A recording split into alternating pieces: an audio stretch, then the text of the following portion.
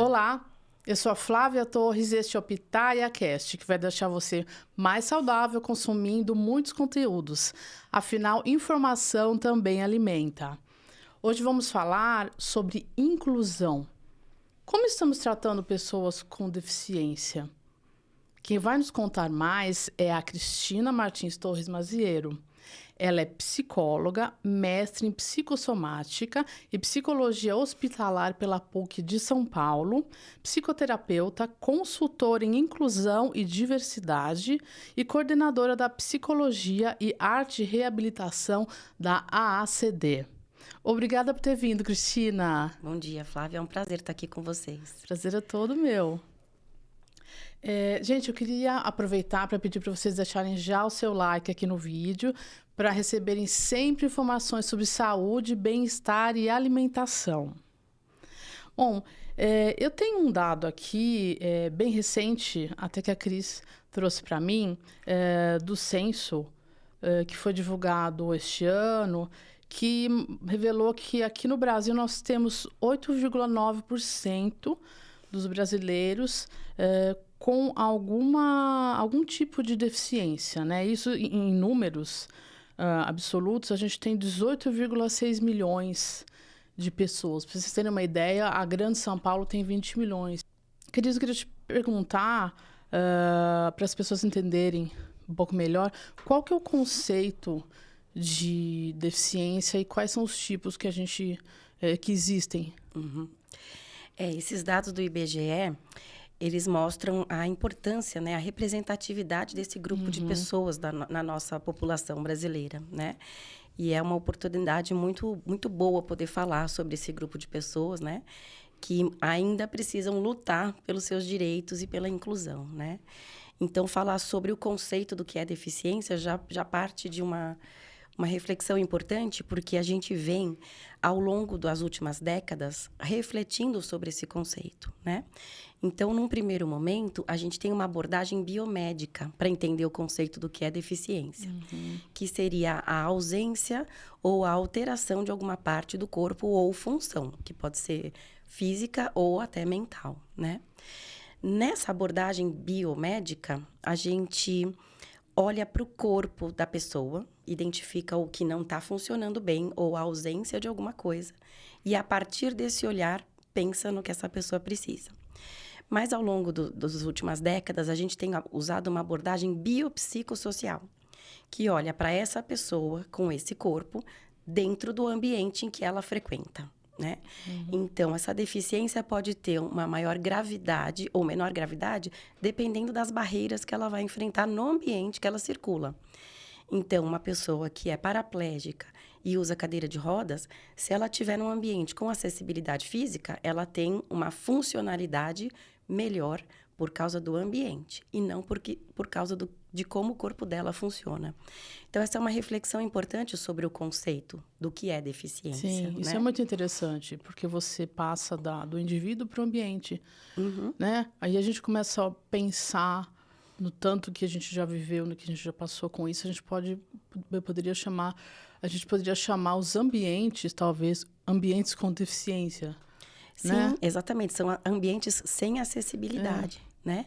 Que tem um desenho, um jeito de estar organizado que funciona para algumas pessoas e não para todas as pessoas, né? Então, Entendi. essa reflexão muda tudo no processo de inclusão das pessoas com deficiência. Com certeza. Eu passo a olhar ela funcionando nos lugares onde ela deseja circular, onde ela costuma circular. Então, é um olhar que considera o ambiente impactando a vida da pessoa. E não somente o corpo dela trazendo alguma dificuldade ou não, né? E aí, nessa questão dos tipos de deficiência, você tem... Aí, quando a gente começa a olhar para os tipos de deficiência e para os ambientes, a gente também percebe necessidades diferentes, né, de adaptação dos ambientes. Exatamente. Então, na ACD, nós trabalhamos especificamente com pessoas com deficiência motora, né? São pessoas chamadas com deficiência física, que alteram o funcionamento do aparelho locomotor. Mas a gente tem outros tipos de deficiência, como a deficiência visual, deficiência auditiva, a deficiência intelectual, que é diferente das alterações de saúde mental, né?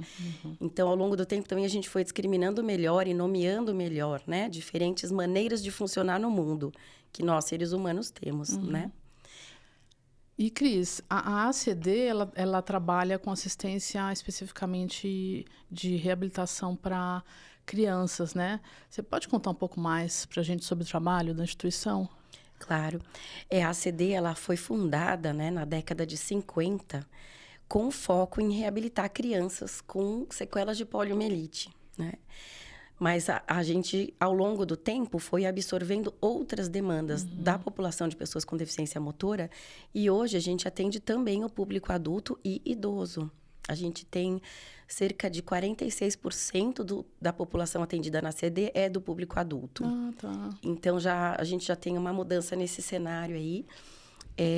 E a gente lá oferece um programa de reabilitação com assistência médica e toda a gama de terapias que a gente pode imaginar, né? Fisioterapia, terapia ocupacional, fonoaudiologia, psicologia, arte e reabilitação, musicoterapia, nutrição e assistência social também. Ainda na ACD, a gente tem um hospital, que é um hospital de cirurgias ortopédicas, que também é uma área muito importante do nosso atendimento ao paciente. E a gente tem uma oficina que desenvolve equipamentos que essas pessoas podem vir a usar, muletas, andadores, cadeiras de rodas, palmilhas e essas utilidades para essas pessoas. Entendi. E a ACD atende pelo SUS? Sim. A CD, ela atende... A maior parte do nosso público é o público do SUS, né? A agenda da ACD para atendimentos do SUS é regulada pelo município de São Paulo, no caso do estado de São Paulo, né? Da cidade de São Paulo. Então, a pessoa precisa passar numa unidade básica de saúde e ser encaminhada da unidade básica de saúde para a ACD. Mas nós também atendemos convênios e atendimentos particulares. Entendi. Agora, Cris, tem uma questão, assim, que eu acho que eu já vou te perguntar logo no começo, porque eu acho que ela permeia muito esse assunto, né? E a gente ouve falar muito e eu acho que é importante, porque em vários momentos que a gente for comentar, a gente vai acabar esbarrando. E eu acho importante, assim, tem um termo, assim, que se chama capacitismo, né? Eu não sei se é um termo totalmente novo, mas ele começou a aparecer mais nos últimos tempos. Dá para você explicar para a gente o que é capacitismo? Perfeito. É um termo que a gente tem ouvido falar, né, nos últimos anos, né? E é mais uma tentativa nossa, né, de dar nome às coisas que a gente está pensando. E o capacitismo tem a ver com aquilo que eu estava falando sobre a reflexão, até sobre o conceito de deficiência, né? O capacitismo é a nossa tendência de olhar para a deficiência antes de olhar para a pessoa. Em resumo, é isso. E é isso que gera uma série de ações de preconceitos. Então, eu deduzo coisas a respeito da pessoa com deficiência pelo fato dela ter uma deficiência. Isso é uma atitude capacitista. Então, eu vou abrir uma vaga de trabalho na minha empresa e eu já classifico a vaga como impossível de ser ocupada por uma pessoa cadeirante. Então, eu estou olhando para a deficiência e a condição de usar uma cadeira de rodas antes de olhar para as competências que aquele candidato para aquela vaga pode ter. E aí eu adapto o posto de trabalho dele para que ele possa ocupar aquela função. Isso é uma atitude capacitista. É um exemplo, né? De que eu olho primeiro para a deficiência e depois para a pessoa. Então, para a gente lutar, né? Fazer um movimento anticapacitista, a gente tem que treinar esse jeito de pensar. Que eu preciso olhar a pessoa e olhar que a deficiência dela existe. Eu não posso omitir o fato dela ter uma deficiência. Mas a deficiência é uma das características dela, com as quais eu vou ter que lidar. Vou ter que criar soluções de acessibilidade, condições de ela estar confortável e segura no ambiente. Mas eu não devo olhar primeiro para a deficiência e depois para essa pessoa. Ela é muito maior do que a deficiência dela, né? Então, o capacitismo é um termo que faz a gente pensar nesse jeito de olhar e agir com relação às pessoas com deficiência. Eu acho que é um termo que é bem conhecido dentro de, acho que ainda de quem lida, né? Eu acho que, assim, as pessoas de fora ainda não conhecem tanto e acabam não entendendo e associando, né, o termo exatamente ao significado. Por isso que eu acho importante, né? A gente conversar sobre isso. E é importante, sim, sabe? É importante você ter dado ênfase a esse conceito, porque muitas vezes, quando a gente está sendo capacitista, a gente não está fazendo por mal. Sim. Não é porque de verdade eu acredito que a pessoa com deficiência vai funcionar pior. Mas eu não estou treinada a olhar a pessoa no seu todo, né? Então, eu faço aquela dedução rápida como a gente faz no dia a dia. A gente vive fazendo deduções rápidas. Uma pessoa de determinado biotipo me faz lembrar uma situação da minha infância. Então, eu deduzo inconscientemente que aquela pessoa é parecida com aquela que eu encontrei na infância, né? Se eu não paro um minuto para pensar, não, peraí, tô conhecendo uma pessoa nova. Eu preciso resetar essa experiência, né? Aí eu continuo tratando essa pessoa com as lembranças que eu tenho do passado, às vezes até de forma inconsciente. Então, esse exercício de falar sobre capacitismo e inclusão é o que a gente precisa para uma transformação social. Porque, às vezes, a gente está sendo capacitista, nem está percebendo, e também não é por mal, ou por não acreditar no potencial das pessoas com deficiência. Porque é uma coisa que já vem, né? Acho que já vem de geração para geração, algumas ideias mesmo, né? E são só ideias e preconceitos, porque... E eu acho que são coisas que acontecem, por exemplo, se você conviver...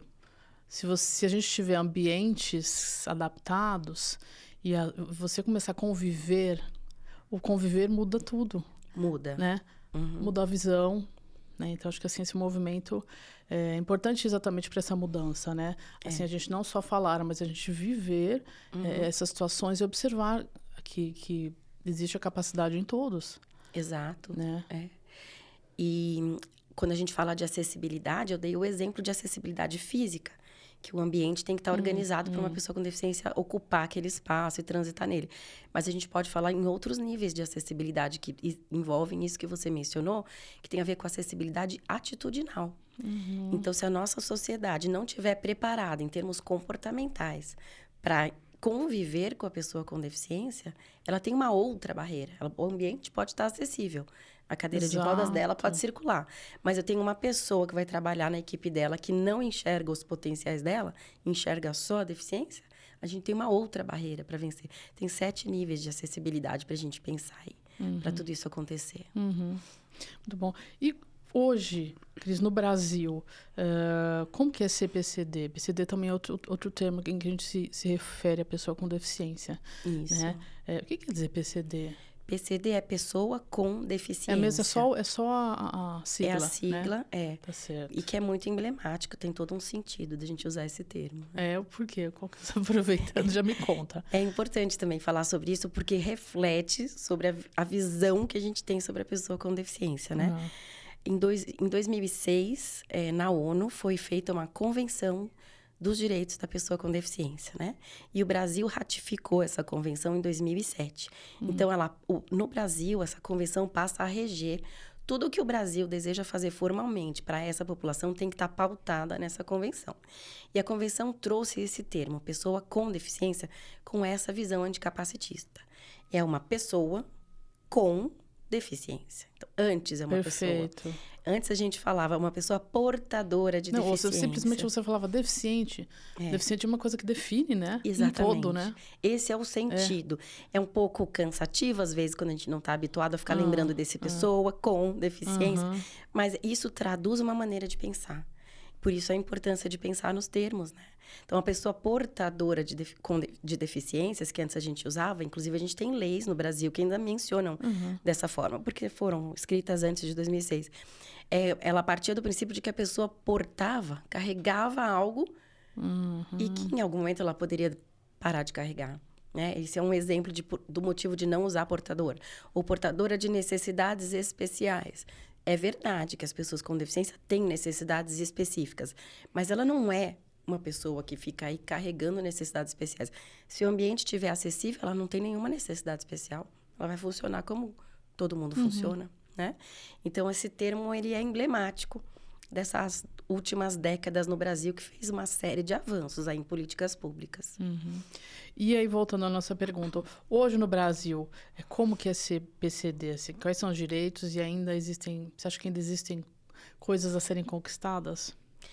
Então, a gente tem uma legislação muito bonita no Brasil. A gente tem, de 2015, o Estatuto da Pessoa com Deficiência, que descreve ou regulamenta, ainda não regulamenta, mas descreve com bastante clareza todos os direitos das pessoas com deficiência e descreve com detalhes como a escola pode promover acessibilidade das crianças, como o ambiente de trabalho, como um parque, o cinema, um transporte público, um transporte de viagem. É muito detalhado e bem bonito e abrange até mesmo as pessoas que circundam a vida da pessoa com deficiência, porque muitas vezes uma pessoa com deficiência precisa que alguém da família pare de fazer as suas ocupações comuns para poder cuidar dessas necessidades. Então, o Estatuto da Pessoa com Deficiência fala até sobre os direitos desse cuidador, né? Então, em termos de legislação, a gente está muito bem, né? Só que a gente ainda não tem regulamentação de tudo e fiscalização de tudo. Por isso, ainda existe a necessidade de luta. Então, por exemplo, a gente tem a lei de cotas, que exige que as empresas com mais de 100 funcionários contratem uma porcentagem de pessoas com deficiência. E para essa lei, a gente tem fiscalização. Então, é um movimento de inclusão que, nas últimas décadas, a lei de cotas tem 32 anos no nosso país. Nas últimas décadas, que a gente conseguiu fiscalizar, a gente teve uma melhora desse cenário. Tá como precisa? Não. A porcentagem de trabalhadores com deficiência não representa a porcentagem correta. Com deficiência trabalhando, não representa a porcentagem dos empregados, das pessoas com deficiência que realmente deveriam estar empregados na nossa população. Então, ainda tem muita luta a ser feita. As crianças com deficiência, elas têm direito à escola regular. A minoria das escolas públicas tem recursos para que as crianças possam aprender em condições de equidade. Então, a família que leva uma criança para a escola pública, muitas vezes ela precisa prover os recursos. Ou a família também não tem condição de prover e a escola passa a ser um espaço em que a criança está, mas não está garantido o seu direito de se desenvolver pedagogicamente. Haja vista as crianças com deficiência que iniciam a sua escolarização e que conseguem passar para o ensino médio, cai demais a porcentagem. Então, a gente vai ter uma população de crianças que vai para a escola, crianças com deficiência que vão para a escola, e que não conseguem terminar o ensino médio, portanto, não vão chegar na empregabilidade. Porque o mercado formal de trabalho exige ensino médio concluído, na maior parte das vezes, né? Então, a gente tem uma base de legislação muito boa, mas a gente ainda precisa fiscalizar e batalhar para que elas sejam efetivadas. Quer dizer, não bastam só leis, né? Tem que ter todo um apoio da sociedade civil para que essas leis funcionem de maneira eficiente e faça acontecer, né? Assim, eu percebi também no mercado de trabalho de uns anos para cá um aumento, assim, pessoas, quer dizer, as empresas que procuram, anunciam vagas já. É interessante isso, né? Esse movimento, né? Antes você via uma pessoa anunciando uma vaga falava sobre habilidades e aí acontecia aquilo que você disse, né? O PCD, não, você não pode porque, né, vocês colocavam na pessoa, né? Isso. Você não se encaixa. Não Na se verdade, era encaixa. empresa que não conseguia receber. E hoje a gente já vê empresas anunciando vagas exclusivas para PCD, né? A gente dá para observar muitos avanços, tá? Muitos avanços do acesso à cultura, ao trabalho, à escola, a bons recursos de saúde. A gente tem bons avanços. Mas, ao mesmo tempo, a gente vê alguns avanços feitos pela força da lei e não por uma transformação da consciência social. Te conto um exemplo. Essa oferta de vagas de trabalho, ela se dá pela ação afirmativa que a lei causa. Então, se uma empresa sabe que vai receber a fiscalização do cumprimento da lei de cotas, ela vai correr para contratar. Ela não quer pagar uma multa, né? Então, ela abre uma série de vagas. Isso não significa que ela cuida do processo de empregabilidade dessa pessoa com deficiência. Então, a gente tem inúmeros casos de pessoas que são contratadas para vagas iniciais. Ela é contratada como auxiliar administrativo, está cursando uma faculdade, termina a faculdade de administração e nunca é promovida. Então ela foi preencher aquela vaga, aquele espaço que a empresa necessitava. Exatamente. Aí essa pessoa transita na sua jornada profissional com desmotivação. Ela conseguiu um emprego, melhora a condição econômica dela, todo o ambiente dela melhora, os colegas de trabalho aprendem a lidar com a deficiência, e ela investe num curso superior, ela termina, e em alguns anos ela vê que aquilo não gera nenhum progresso profissional para ela. Então, ela acaba se desmotivando e acaba diminuindo a produtividade. E cria uma história de não sucesso, que acaba, às vezes, até prejudicando a história de inclusão. Porque a tal pessoa está trabalhando aqui com a gente, mas ela antes entregava com tanta vivacidade, agora ela já não está mais animada. Bom, mas ela fez uma faculdade, não recebeu nenhuma promoção, não tem perspectiva de transitar para uma outra função na empresa. Aí, você percebe? Entendi. Já é um outro desafio. Quer dizer, além de conseguir a vaga, né, conseguir representatividade, ocupar os empregabilidade, espaços, se manter no emprego e ter satisfação por meio daquele emprego e entregar o que aquele trabalho pede. Se desenvolver, né, como profissional, que é uma coisa que todo mundo gostaria, né?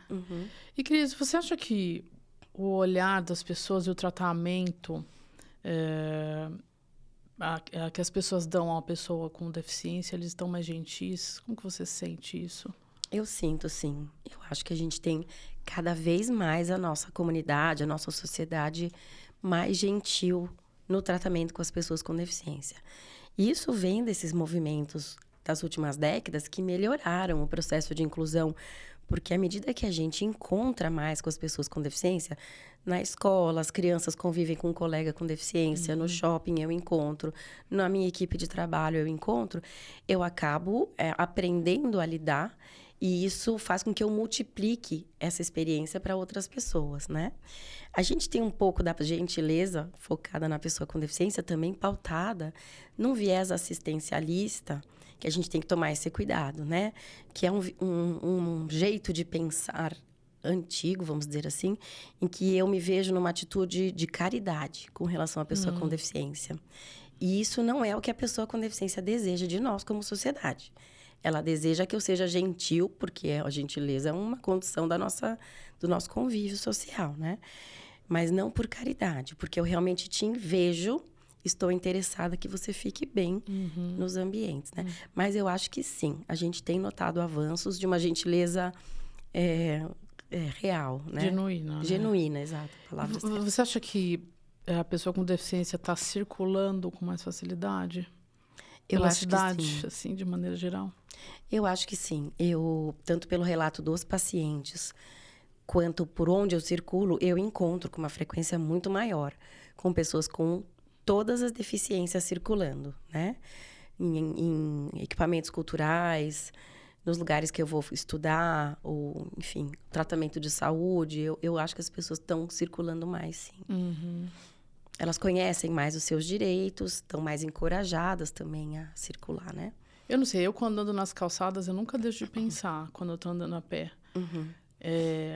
Eu vivi isso um pouco na pele quando eu tive bebê e eu andava com um carrinho de bebê. Eu não podia parar de pensar quando tinha uma calçada quebrada, alguma coisa, um degrau. Você olha assim, degrau.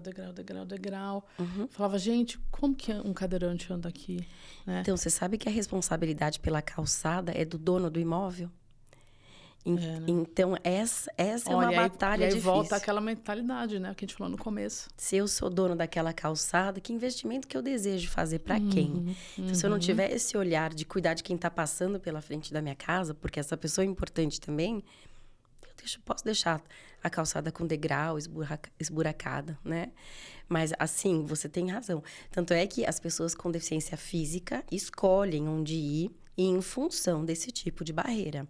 É muito mais fácil ir ao shopping, que tem o piso liso e plano, do que ir na Avenida Paulista passear no domingo. Porque até chegar na Avenida Paulista pode ser uma série de barreiras que a pessoa vai enfrentar, que ela fica muito cansada. Tem um desgaste físico. Você experimentou isso quando você teve bebê, né? Então, isso limita bastante o circular das pessoas com deficiência física. Outra coisa, Cris, assim, eu acho que a cultura de uma sociedade, ela se expressa muito no que a gente fala, né? Na oralidade. Se observa preconceito na linguagem, quer dizer, eu acho que sempre teve, né? Ainda tem. E como que você tá vendo, assim, o preconceito que existe no que a gente fala? Essa é uma questão bem delicada, mas é muito importante também de falar, porque eu repito, quando a gente usa termos que não são os aconselháveis, ou a gente tem uma atitude capacitista, nem sempre a gente desejaria estar fazendo isso. Mas se a gente não parar para pensar, a gente faz. Então, por exemplo, quando eu estou numa atitude mais assistencialista, eu estou vendo a pessoa com deficiência como alguém que merece a minha caridade, eu tendo a usar termos que são amorosos e talvez até tenham uma conotação positiva, como, por exemplo, eu ontem jantei com uma pessoa especial. Ah, quem é? É sua prima de infância, que foi um encontro muito especial? Não, ela é uma pessoa com deficiência, uma pessoa que tem uma deficiência. O fato dela ter uma deficiência... Tinha uma época que as pessoas denominavam... Eu acho que era mais... Excepcional. Não, especial também. Porque, não, primeiro era excepcional, acho que eles acharam. Aí começou a ficar meio feio, excepcional, e começaram a falar, não, ele é especial. Porque tem uma conotação mais positiva, isso, né? Eu trabalho na CD com pessoas especiais, trabalho mesmo. Todo mundo ali, cada um é especial em alguma coisa. Mas as pessoas com deficiência, elas não gostam de ser vistas... Primeiro que eu estou olhando para a deficiência, quando eu estou buscando positivar uma característica dela, quer dizer, eu parto do princípio de que não é positivo, eu tenho que me esforçar para criar um termo, né? E elas não gostam de carregar essa sensação de que ela precisa ser especial, ela precisa ser superadora, ela precisa fazer coisas emblemáticas, coisas que vão além daquilo que é esperado, né? Então, eu trabalho com... o termo especial é uma coisa que traz essa conotação... agora eu não estou conseguindo lembrar de outros, mas tem vários termos, assim, que dão uma maquiadinha, sabe? Nessa visão capacitista. E tem os termos, que eu acho que assim, esses termos que quando você está se dirigindo diretamente a uma pessoa com deficiência, e tem alguns outros termos que a gente pega da pessoa da deficiência e usa para outra, atribui outros, eles são horríveis. Ah, né? Sim. A gente pode até falar para as pessoas... lembrarem, porque a gente fala sem saber. Sem saber, e eu acho que assim, é uma coisa que passa de pai para filho, e a gente fala sem saber o significado inicial. Exato. Porque o termo acaba incorporando o significado que a gente quer dar. Né? Uma vez, eu acho que a gente estava conversando, você me falou da questão do João sem braço. Exatamente. Gente, se você for parar para pensar, é uma coisa horrível você falar, porque o João sem braço acabou mudando o significado. E virou a conotação de preguiçoso. Né? E você nem pensa no significado dele inicial. Que é uma pessoa que não tem braço, né? É uma pessoa que gente, é horrível. Não quer assumir suas responsabilidades porque não tem um braço, não é verdade? Tem várias pessoas que não têm braço e que assumem muitas responsabilidades. Só que a nossa linguagem, ela é rica, né? E ela é viva. Então, a gente vai incorporando, assim, termos e trejeitos e a gente não para pensar de onde vem. Mas se a gente quer fazer um movimento anticapacitista, assim como se eu quisesse fazer um movimento antirracista, enfim, para a gente lidar com a diversidade, a gente tem que parar para pensar. Os termos que eu estou usando, eles se adequam a uma postura anticapacitista? Então, João sem braço é uma coisa que a gente tem que tirar mesmo do nosso vocabulário.